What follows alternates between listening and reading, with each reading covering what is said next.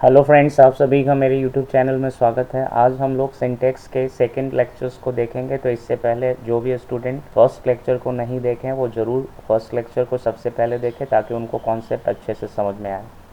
तो चलिए आज का क्लास स्टार्ट करते हैं।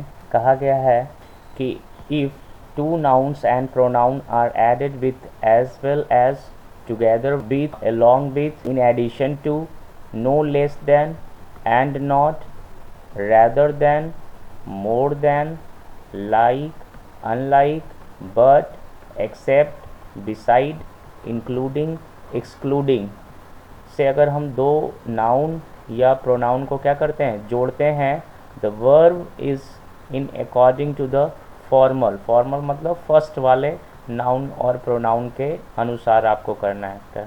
देखिए सब्जेक्ट वन हो जाएगा, यहाँ पे सब्जेक्ट वन, और यहाँ पे जो वर्ड्स अभी आपको ऊपर मैंने लिखाया है एज वेल एज, इस तरीके का वर्ड्स आपको याद रखना है। और यहाँ पे सब्जेक्ट, ठीक है, सब्जेक्ट टू, और आपको वर्ब जब डिसाइड करना है सिंगुलर होगा या प्लूरल, तो आपको क्या करना है, ऐसे सेंटेंस में इस वाले सब्जेक्ट के अनुसार से आपको वर्ब को चेक करना है कि सिंगुलर होगा या प्लूरल। आई होप आपको समझ में आ गया है। तो चलिए अब हम प्रैक्टिस करते हैं। लिखा हुआ the captain with his soldiers. अब देखो सोल्जर प्लूरल है लेकिन हमारा सब्जेक्ट कौन होगा, विथ से जुड़ा हुआ है तो फर्स्ट वाले कैप्टन के अनुसार से, तो हमारा आंसर राइट क्या हो जाएगा, वॉज। अगला है the soldiers as well as their captain. अब इसी सवाल को मैंने उलट दिया है, तो अब क्या हो जाएंगे, कैप्टन से कोई मतलब नहीं है, सोल्जर्स से। एग्ज़ाम क्या करेगा, आपको फंसाने का कोशिश करेगा।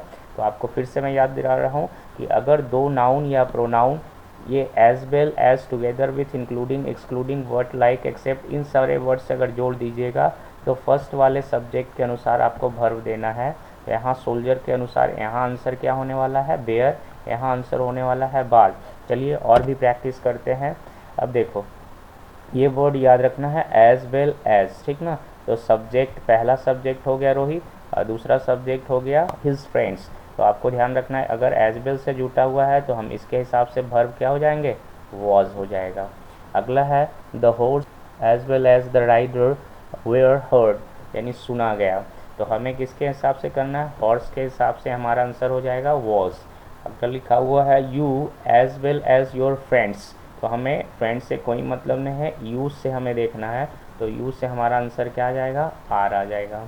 अगला है एज वेल एज से जुटा हुआ है तो सी के अनुसार से हमारा आंसर क्या हो जाएगा, हैज़ हो जाएंगे। माई पेरेंट्स के हिसाब से हमारा आंसर क्या हो जाएगा, आर हो जाएगा, ठीक ना। मोहन के हिसाब से हमारा आंसर क्या हो जाएगा, हैज़ हो जाएगा। तो Mohan as well as my brothers has been awarded, ठीक ना। अगला लिखा हुआ he and not his friend, तो हिज फ्रेंड से आपको कोई मतलब नहीं, ही के हिसाब से वर्ब देखिएगा क्या हो जाएगा, हिज। तो हमारा कहा गया है he and not his friend is guilty of murder. अगला लिखा हुआ the criminal along with his followers, तो जानते हैं along with से जब दो सब्जेक्ट जोड़ते हैं तो फर्स्ट वाले के अनुसार से, तो क्रिमिनल के हिसाब से क्या हो जाएंगे, was is the right answer, ठीक ना। तो criminal along with his followers were arrested there। अगला the price of the ornament including all the taxes, तो इंक्लूडिंग जब आया है तो हमारा टैक्सेस से कोई मतलब नहीं है, हमारा मतलब किससे है, प्राइस से है। और प्राइस आपका सिंगुलर है तो क्या करिएगा, इज द राइट आंसर।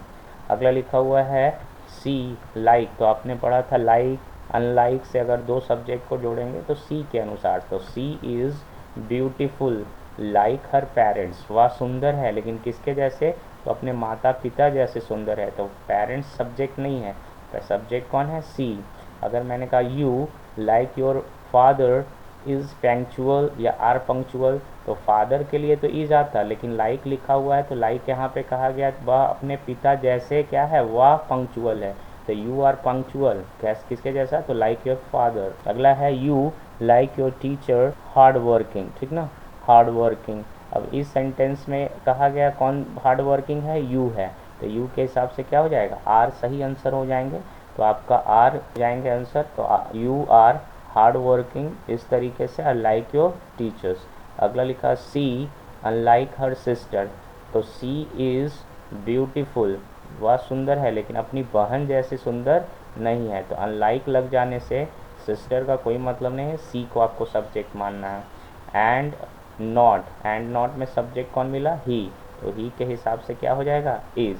तो he is accused of murder and not his friend. अगला है यू रैदर देन मोहन, तो यू के हिसाब से आप सोचना है, तो यू क्या लेता है, हैव।